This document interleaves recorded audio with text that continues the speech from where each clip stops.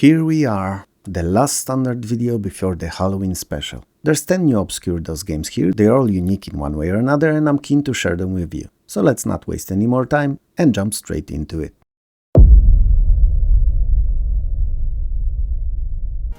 GoGo Uribyeol, which I've no doubt butchered the name of here, is a Korean top-down vertically scrolling shoot 'em up.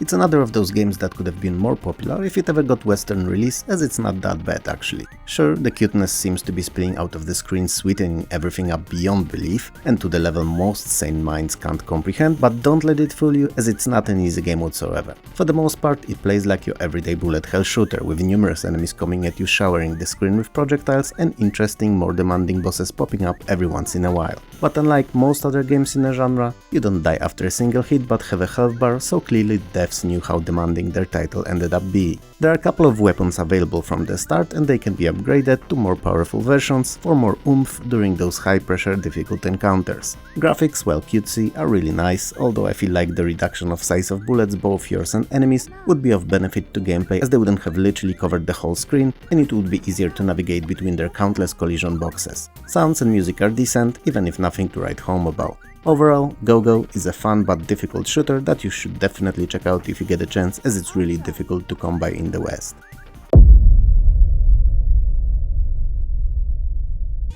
What does tried and tested Pac-Man or Miss Pac-Man formula need to become relevant again? Nothing, some would argue, but since these two originals already spawned countless clones, I can't agree with that statement.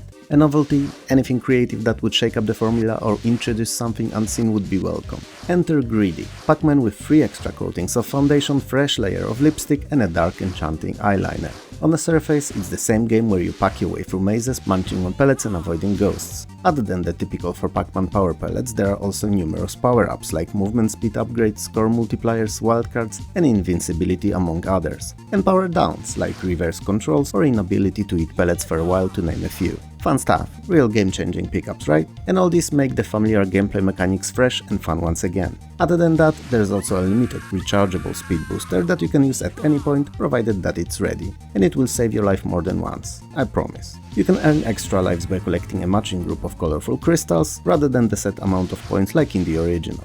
Greedy may not be as iconic or as fondly remembered game as Pac-Man was, especially that it released years later, but it can definitely be as fun, if you're in the right mindset and don't mind a bit different, albeit refreshed gameplay formula. Included level editor adds a lot to the replayability too, if you're someone who likes to create your own stages.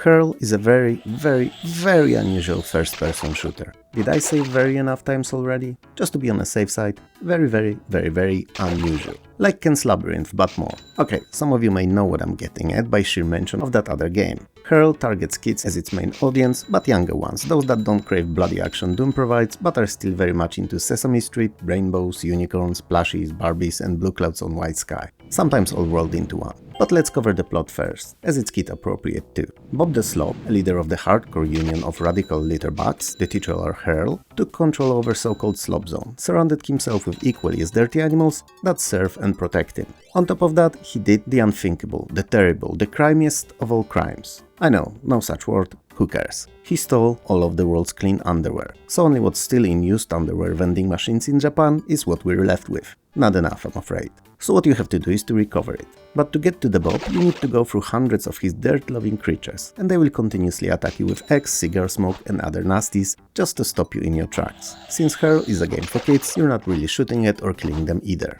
You toss bars of soap, water balloons, deodorants and likes at them to clean them up. And when they are, finely clean that is, they don't die. They just sorta lose interest in you. On the flip side, you can't die either. You just get more and more dirty from enemy attacks and eventually become so-called slobbed and have to repeat the level. That's it. Your quote-unquote ammo is found or purchased at vending machines in exchange for rubbish that you collect while playing. There's 10 levels in the game, they're all unique and hardly any assets repeat between them. For the most part, there are also locations from real life, like school, bus stop or a farm, but sadly, they're not very big. Perhaps not to confuse younger gamers, or perhaps the reason was different. We will never know. What we do know, however, is that apart from being directed at preteens, H.U.R.L was pro-eco, teaching of importance and benefits of cleaning up of public spaces. A noble initiative, no doubt about that, but it clearly wasn't noble enough to guarantee the title's popularity.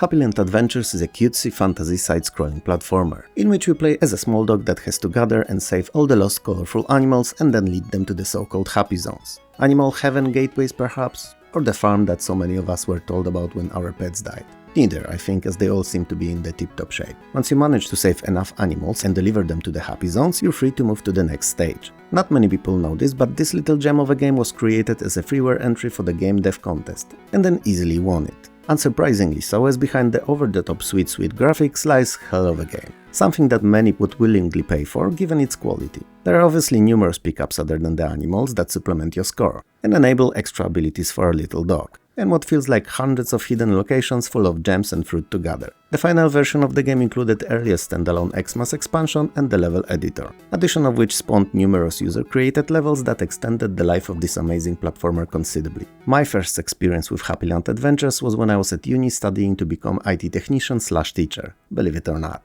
and had to spend some time teaching IT in primary and secondary schools to gain extra credit and necessary experience. And I happened to end up in the school that my youngest sister was a student of. Well, I aimed to get there, chances were slim but stars aligned correctly, and I landed where I was supposed to. And everyone in her class played Happyland every second they got free, as if they were possessed by it. At first, I disregarded it as a game for kids, after all it was not played from the first-person perspective, there were no guns and no cities or nations to manage within it whatsoever, so it was definitely not a title for me. Or so I thought. But then I gave it a go one of those days and I was instantly hooked. It's easily one of the best PC platformers of the late DOS era, and one you should do yourself a favor and check out.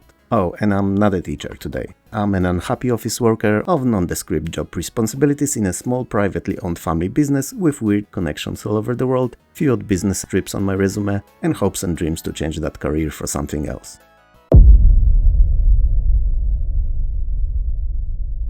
Hard Nova is an incredibly ambitious sci-fi space exploration role-playing that I never knew of, and it's a pity because it looks like something I would have loved. In short, your spaceship was shot down and only you and the navigator managed to escape with your lives. Since you still have a lot of contracts to complete, you're a mercenary after all, your group's head gave you a new small ship and a task of finding and forming a new capable crew and complete set jobs. All that happens as the universe is in turmoil. Various groups fight for the supremacy in the so-called force systems that the game takes place in. The sun of one of the remote planets is dying, and if no one's gonna step in to do something about it and change the history, the entire race living on the surface will soon become extinct. There's a lot happening is what I'm saying, all around. You can play as he or she, Stark or Nova respectively, a mercenary survivor. They differ slightly in abilities, which will telegraph itself best during mid to late gameplay and in dialogues. So you'll have to hire crew, and they are all described by two sets of separate abilities, land and ship based. First are mainly but not only combat centric and will generally speaking improve crew's affinity towards fighting on land. Ship based abilities are more technical and will be useful both in and out of space combat. Each crew member has to have a assigned role on your ship, so you'll need a pilot, technician, engineer, and so on. Upon gaining levels, you can manually assign experience points to various skills to improve them for characters who leveled up. When orbiting planet, you can take a hovercraft to land on it, and the approach and landing is done manually. It requires a bit of practice, so it's best that you start as soon as possible to get used to it. You can take 3 crew members to the surface, and it's best to pick them in a way that their skills would complement each other, as they will not only take part in combat encounters, but also interact with other characters and partake in all sorts of generally speaking role-playing activities. It's worth pointing out that in land-based real-time combat, you only have a direct control of the party leader. Hard Nova's universe is composed out of 4 star systems: military-focused Ariel, resources-rich Ruin, fuel and water abundant Siberian, and Mastasani, where you start the game. Each of them consists of many planets and they are connected via a grid of stargates. Your ship can naturally be upgraded when progressing through the game with more advanced components or weapons. And since you can do that, it's clear that there's money in Hard Nova. And where there's money, there's trade. And yes, you can, will, and have to participate in it too. 2 of the most prominent features of the game are its plot, which while tad linear is not restrictive and full of unexpected events, twists and turns, and openness of the game world, which coincidentally is the game's biggest fault too. Cause while it allows you to basically go anywhere you want from the get-go, if you decide to do so and sidestep from the main plot too much, you may encounter parts of the future quest dialogues here and there, and then when you eventually get to them, you may not remember what was said, and there'll be no way of coming back to it. So yeah, it's not game-breaking, but may require you to note things down when trailing off of the beaten path, so to speak. Either way, Hard Nova is a unique game worth checking out.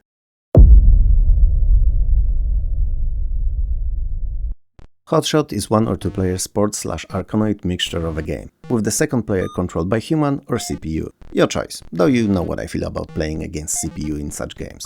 Hotshot is viewed from a side perspective, and the idea behind it is that simple. The screen is divided in the middle vertically to more or less half of its height, with both players standing on their own sides, and blocks hanging above them. The aim of the game is to destroy the blocks on your side of the screen before the opponent does it on his. So you do so by sucking the ball using your Hoover-like device and then shooting it out at your side's blocks. Now, in most Arkanoid-like games, you'd just keep grabbing the ball and throwing it at the blocks, hardly ever losing possession. In Hotshot, it's impossible, as quite often the ball starts moving erratically, not in the straight line, or not following any even simplified rules of gravity. It's not a constant issue, but persists often enough to be extremely annoying. Worst of all, it's by design. For the most part, it makes the game feel totally random, and as if your skill or lack thereof didn't influence the outcome of the game considerably enough to feel like you were actively participating in winning or losing. In competitive games, I feel lack of control and participation are the biggest of sins. And one I've not seen often, but little title named Pro Soccer 2190 on Amiga comes to mind.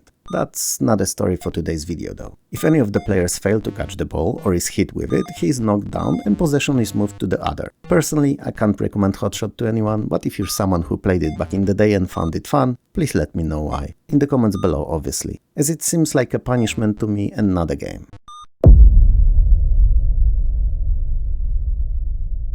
Somewhere in the heart of the nondescript South American country lies a secret industrial complex hidden in the tropics. Its exact purpose is largely unknown, other than that it's used for illegal experimentation, whatever that term may mean. Also depends on who is the decisive side here, cause a thing illegal in one country may be completely fine and common in another. The best example of that are the Kinder Surprise eggs, which are omnipresent all over Europe and generally speaking part of our childhood experience, while in the US they are not available at all. At least not in the same form of a toy hidden in a plastic egg surrounded by the milk chocolate outer layer of goodness. Granted, most of the toys in them suck, but the sense of anticipation and then discovery you experience as a kid opening one of these while munching on delicious sweet milky crust is rather special. One way or another, coming back to our game, any attempts of infiltration of said base proved unsuccessful and many good men were lost trying, as the task is clearly above pay grade and skill set of regular secret agents and most special forces. It is decided that the best of the best, the one and only, the hero, must be the one to do it. I'm not sure what strings had to be pulled, favors called in, or how much money was spent, but probably close to a budget of a small South European country, but eventually you agreed. So, you must enter the complex and deal with the forces behind its existence. Industrial Killers is a sci-fi espionage-themed first-person shooter. Sounds great, right? Well, it isn't really, as it was only conceived to serve as a technical demo for the developer's pie-in-the-sky software 3D game creation kit. So as games go, it's rather limited.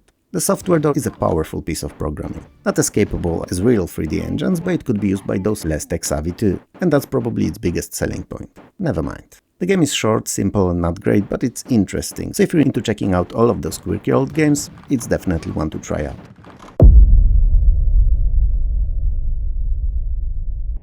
As Jetstrike's story goes, the evil forces known only as SPAD, with double D, not like the potato, have been working behind the scenes to corrupt and eventually overthrow governments of most major countries all around the world. It's been in the works for so long, in fact, that stopping SPAD in peaceful manner no longer seems feasible. The only response that's left is violent. Even worse, you can't really expect any help from anyone, as major countries in most cases are already corrupted and either paid off or straight up working for the SPAD. So you, your commanding officer and a friendly and incredibly gifted mechanic are all that stands against the total and final chaos. And this is where the game starts. If you like Wings of Fury, you'll love Jetstrike. It's same but different. A more varied, bigger and in my opinion better game. Sure, the controls are not as intuitive and not the easiest to comprehend at start, but when you get used to them, they will end up feeling very natural. The game offers dozens upon dozens of various real-life planes from different eras, helicopters and other not necessarily realistic flying vehicles and creatures. The campaign is composed out of loads of missions, 135 if memory serves right, so more content than majority of arcade games offered at the time.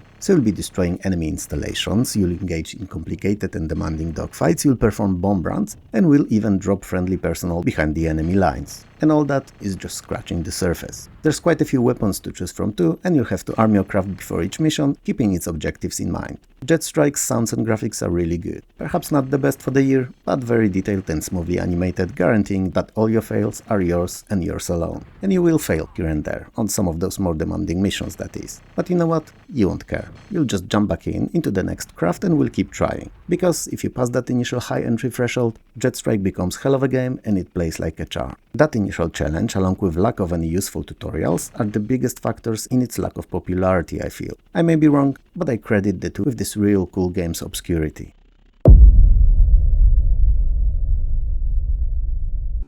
Jump and Bump sounds like a sports move, but it's not.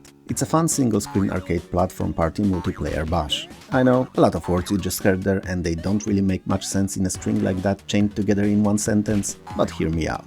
In Jump and Bump, up to 4 players playing on the same PC or over the network fight for points. And quite literally fight, as the game is extremely bloody. Your task here is super simple.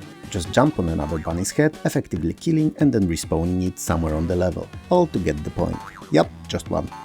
Ichi, Eins, or any other way you can telegraph a singular racing score. Each kill is an extra point, and whomever gets more points wins. And by extension of that, is more of a killer bunny than all other killer bunnies are. If you have a good gaming keyboard, Jump and Bump is incredibly fun and one of the more laugh-inducing multiplayer ROMs few of you can have sitting at the same screen. And a definite candidate for an Xbox Game Pass remake / re-release. It would be a great fit. Now, there's tons of different levels in game and hundreds more available for download online. Learning the layout, strong and weak areas, and how to effectively use environments in your favor like springboards, slippery surfaces, water and such will be a key to demonstrating to your soon-to-be ex-friends how much better of a gamer you are than they could ever be, or just to have fun on one of those lazy afternoons. Your call. Jump and Bump is very simple game, but it proves that they don't need to be overly complicated, feature tons of special moves, exploding attacks, hidden areas or such to be fun.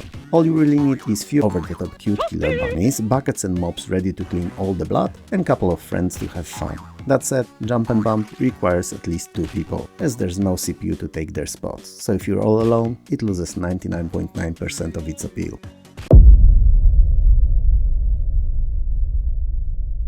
Leo the Lion, developed by Lyrix Longsoft and published by CD Projekt, now of Witcher and Cyberpunk 2077 fame, is a Polish cartoony action-adventure platformer. Your task, playing as titular skin Leo the Lion, is to recover crown that was stolen from you. To do so, you have to travel through 4 islands of 3 stages each, so overall 12 beautifully lush levels covering areas like swamps, magic castle or a pyramid to name a few, all within the so-called Lion Archipelago. And you'll also be fighting off baddies big and small, collecting and using various objects and solving puzzles. Items like machete, coconut, stick, fly swat or snow pick will all have certain usage scenarios marked with appropriate icons. While you do all that, you also have to escape the island beating the volcanic eruption, so there's that. You're not really fighting the timer though, but it's in the game's story, so was worth a mention. The graphics are fantastic, which is both good and bad.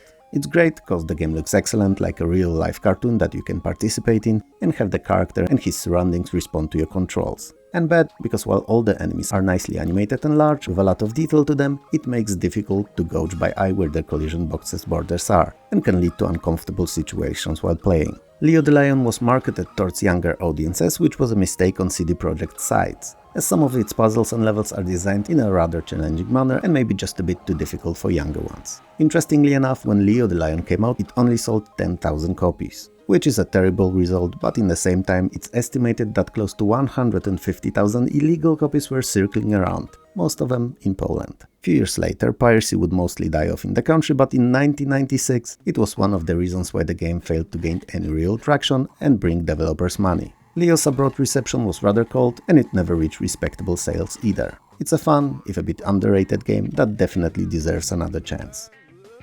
So, 10 more games covered and still so many to go. Did you know of any of these? If not, do they look something you'd like to try out? Let me know in the comments below.